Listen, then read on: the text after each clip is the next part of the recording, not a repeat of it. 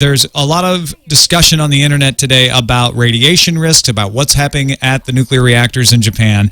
And I want to point to Maggie Kurth-Baker's post at Boing Boing.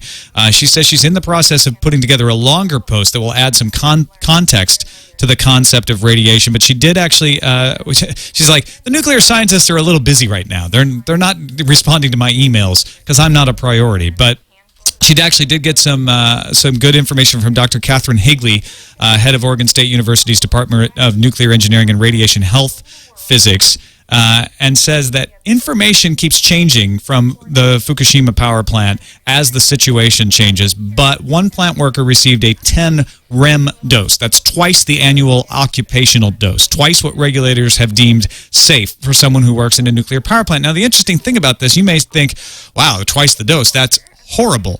But that risk translates into a 1% increase into having some sort of cancer or some sort of health risk related to that radiation. So twice the radiation does not mean twice the risk. Obviously, it raises your risk, but 1%, actually 0.5 to 1%, is a lot different. So I like, Boing Boing is doing a great job, by the way, of covering this and trying to bust through the FUD and say, you know, this is real.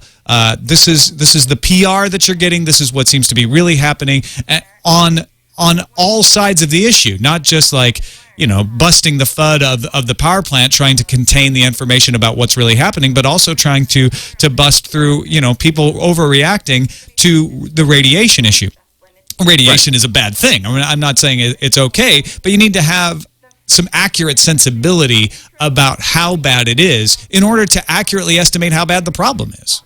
Well, let me tell you, if you want to immediately cut past anyone's logic circuits and immediately make them scared, just mention nuclear radiation because it's so counterintuitive. It's this thing you can't see, touch, smell, or perceive in any way that can kill you. Nuclear fallout, of course, is a real problem.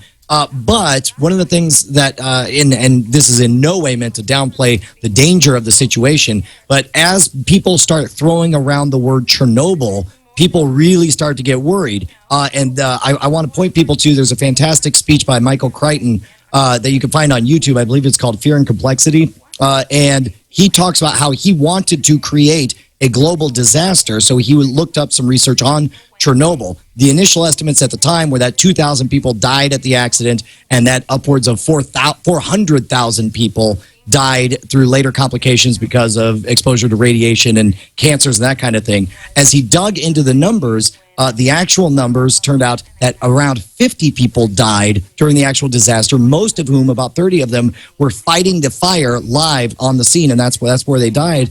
And that long-term cancers and infertility rates were such that basically only 4,000 to the day. Now, of course, the speech was written a while ago, and of course, there's some fact-checking to be done on that. But that is a massive difference from a perceived disaster to the actual number.